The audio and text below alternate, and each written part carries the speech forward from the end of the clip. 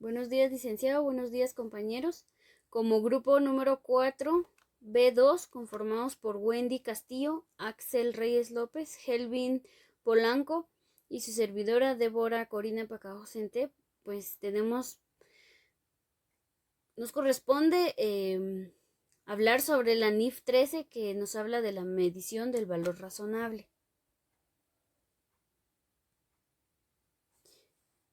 Como bien tenemos de que el objetivo de esta es de que nos da una definición del valor razonable. También nos establece en una sola NIF un marco para la medición del valor razonable y también requiere una información a revelar sobre las mediciones del valor razonable. El valor razonable es una medición basada en el mercado, no una medición específica de la entidad. Cuando un precio para un activo pasivo idéntico es no observable, pues una entidad va a medir el valor razonable utilizando una técnica de valoración que maximice el uso de datos de entrada observables relevantes y que minimice el uso de datos de entrada no observables. El alcance. Pues el alcance de esta NIF nos dice que se aplicará cuando otra NIF requiera o permita mediciones a valor razonable o información a revelar sobre mediciones a valor razonable y mediciones tales como el valor razonable menos el costo de venta basadas en el valor razonable o información a revelar sobre esas mediciones.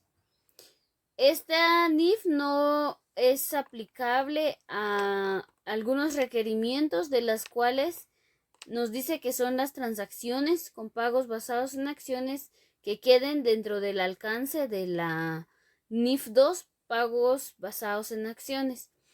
Las transacciones de arrendamiento contabilizados de acuerdo con la NIF 16, arrendamientos y algunas mediciones que tengan alguna similitud con el valor razonable, pero que no sean valor razonable, tales como el valor neto realizable de la NIC 2 de inventarios o el valor en uso de la NIC 36, deterioro de valor de los activos. La medición. En la medición nos da una definición sobre el valor razonable, en donde nos establece que el valor razonable como es el precio que sería recibido por vender un activo o pagado por transferir un pasivo en una transacción entre participantes del mercado en la fecha de la medición. El activo o pasivo. Una medición del valor razonable es para un activo o pasivo concreto. Por ello, al medir el valor razonable, una entidad tendrá en cuenta las características del activo o pasivo de la misma forma. Y estas características que nos mencionan incluyen la condición y localización del activo y restricciones, si las hubiera, sobre la venta o uso del activo. La transacción. Dice que una medición a valor razonable supondrá que el activo o pasivo se intercambia en una transacción ordenada entre participantes del mercado para vender el activo o transferir el pasivo en la fecha de la medición en condiciones de mercado presentes. Una medición a valor razonable supondrá que la transacción de venta del activo o transferencia del pasivo tiene lugar en el mercado principal del activo o pasivo o en ausencia de un mercado principal en el mercado más ventajoso para el activo o pasivo. También nos habla sobre el precio.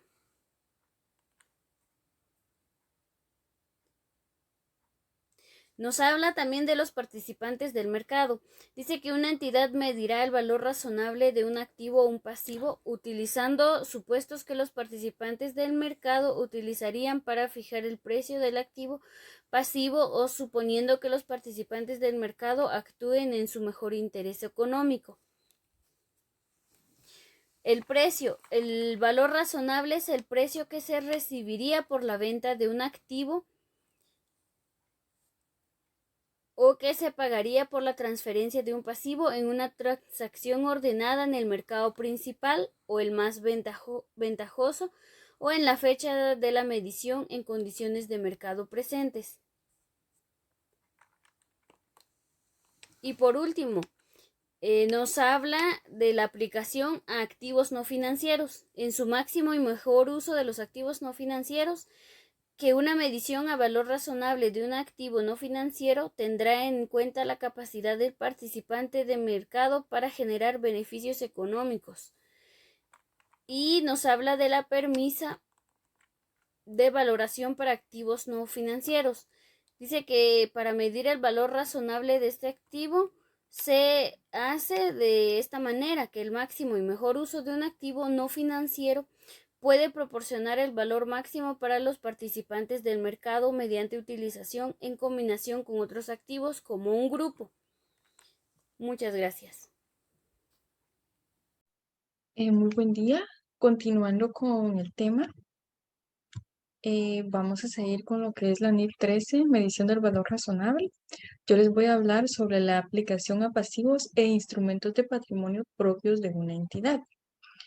Una medición a valor razonable supone que un pasivo financiero o no financiero o un instrumento de patrimonio propio de una entidad, por ejemplo, participaciones en el patrimonio emitidas como contraprestaciones en una combinación de negocios, se transfiere a un participante de mercado en la fecha de la medición.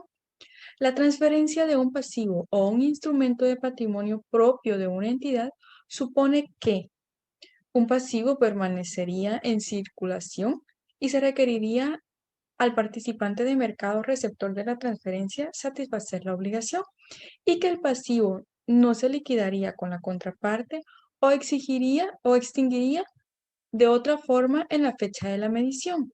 Asimismo, un instrumento de patrimonio propio de una entidad permanecería en circulación y el participante del mercado receptor de la transferencia cargaría con los derechos y responsabilidades asociados con el instrumento. El instrumento no se cancelaría o extinguiría de otra forma en la fecha de la medición.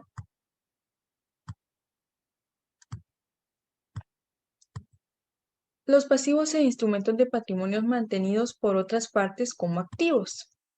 Cuando un precio cotizado para la transferencia de un pasivo idéntico o similar o un instrumento de patrimonio propio de la entidad no está disponible y la partida idéntica se mantiene por otra parte como un activo, una entidad medirá al valor razonable del pasivo o instrumento de patrimonio desde la perspectiva de un participante de mercado que mantiene la partida idéntica como un activo en la fecha de la medición.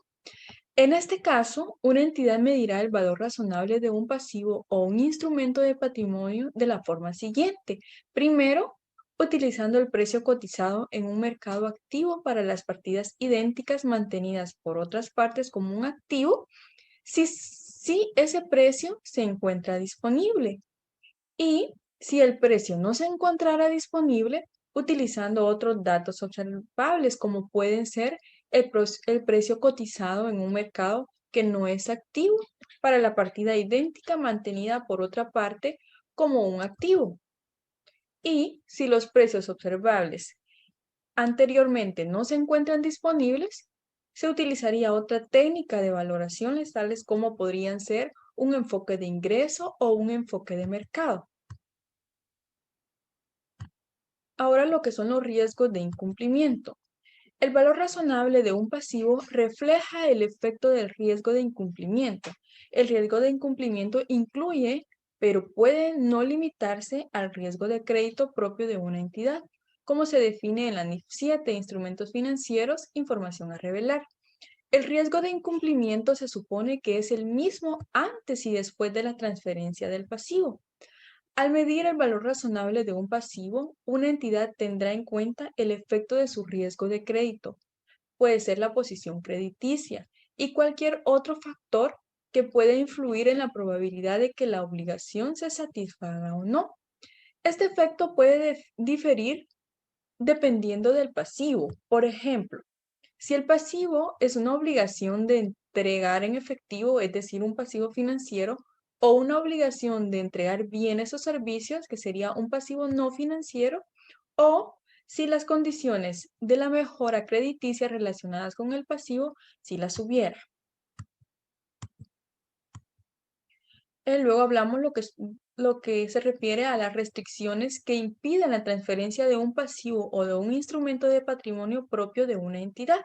En este caso, al medir el valor razonable de un pasivo o un instrumento de patrimonio propio de una entidad no incluirá un dato de entrada separado a un ajuste a otro dato de entrada relacionado con la existencia de una restricción que impide la transferencia de la partida.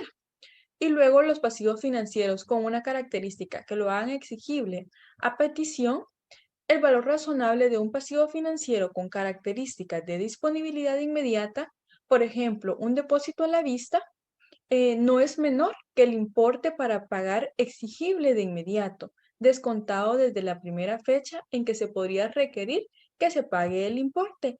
Y por último tenemos lo que es la aplicación a activos financieros y pasivos financieros con posiciones compensadas en riesgos de mercado o riesgos de créditos de la contraparte.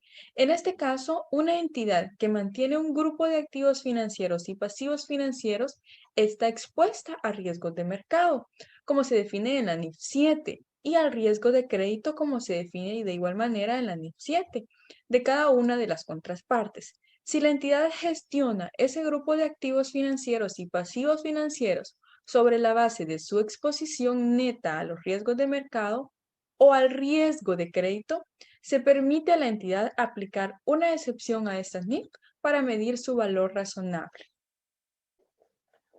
Exposición a riesgo de mercado. Dice que riesgo de mercado son aquellas variables que se rigen en el mercado por la oferta o la demanda, lo que puede hacer que se generen pérdidas en un activo o pasivo asociadas con las fluctuaciones de su precio en el mercado.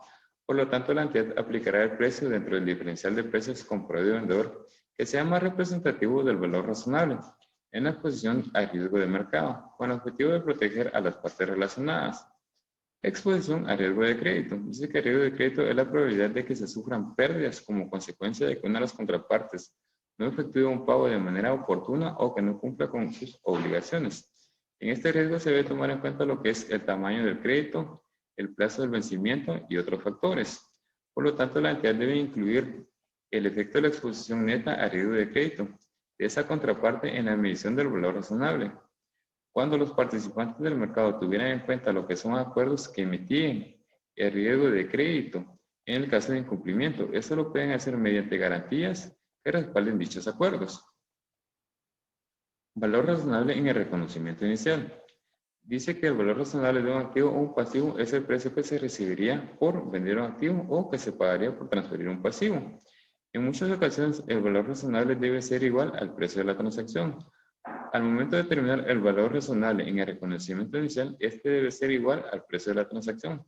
Por lo tanto, la entidad debe tomar en cuenta factores específicos de la transacción y del activo o pasivo. En ocasiones, el valor razonable y el precio de la transacción van a diferir. Esto se puede dar a que las transacciones se lleven a cabo en mercados más ventajosos al que la entidad opera, lo que puede hacer que se generen pérdidas o ganancias, las cuales deben ser reconocidas en el resultado del periodo. Técnicas de valoración. Una entidad debe utilizar técnicas de valoración que sean apropiadas a las circunstancias y sobre las cuales exista información fiable y disponible que sirva como base para hacer la medición del valor razonable, maximizando lo que es el uso de datos de entradas observables relevantes y minimizando el uso de datos no observables. El objetivo de utilizar técnicas de valoración es asumir cuál sería el precio de una transacción ordenada por la venta de un activo o que se pagaría por transferir un pasivo en el mercado entre participantes a la fecha de la medición en condiciones del mercado presente. Esta norma nos da tres tipos de enfoques para hacer las mediciones, lo que es el enfoque de mercado, enfoque del costo y el enfoque del ingreso. El enfoque del mercado dice que utiliza el precio y otra información relevante que se genera en el mercado acerca de transacciones de activos o pasivos o un grupo de activos o pasivos que son idénticos o comparables, es decir, similares, tales como un negocio para hacer la medición del valor razonable. Mientras que el enfoque del costo, dice que el enfoque del costo es el monto que se requeriría para hacer la sustitución de la capacidad de servicios de un activo. A menudo es conocido como un costo posterior corriente, mientras que el enfoque del ingreso, dice que el enfoque del ingreso convierte lo que son importes futuros, tales como flujos de caja, intereses y gastos, a importes presentes. Cuando se utiliza lo que es el enfoque del ingreso, dice que este refleja las expectativas del mercado en relación a los importes futuros. Una entidad debe utilizar lo que son las técnicas de evaluación con uno o más de esos enfoques. En muchos casos se debe aplicar solo una técnica de evaluación, mientras que en otros casos es apropiado utilizar técnicas de evaluación múltiples con el objetivo de asegurar que se tenga una información más fiable en el momento de la medición del valor razonable de un activo o de un pasivo. Datos de entrada para las técnicas de evaluación. Dice que las técnicas de evaluación utilizan para medir el valor razonable, maximizando el uso de datos de entrada observables relevantes y minimizando el uso de datos de entrada no observables. Esta norma hace referencia a utilizar más lo que son los datos de entradas observables, porque estos se desarrollan utilizando información disponible en el mercado, mientras que los datos de entrada no observables se desarrollan utilizando supuestos en el mercado de transacciones que se pueden generar, lo cual puede conllevar a no tener una información más relevante o congruente al momento de medir el valor razonable de un activo o de un pasivo. Jerarquía del valor razonable. Para incrementar la coherencia y comparabilidad de la medición del valor razonable e información a revelar, esta NIF establece una jerarquía de valor razonable que clasifica en 3 niveles. Estos datos de entrada se subdividen en 3: datos de entrada de nivel 1, datos de entrada de nivel 2 y datos de entrada de nivel 3, incorporándose a las técnicas de valoración. La jerarquía del valor razonable otorga la mayor prioridad a los precios cotizados, datos de entrada de nivel 1, y la menor prioridad a los datos de entrada no observables, datos de entrada de nivel 3. Los datos de entrada de nivel 1 son los precios cotizados sin ajustar en mercados activos, para activos o pasivos idénticos a los que la entidad puede acceder en la fecha de la medición.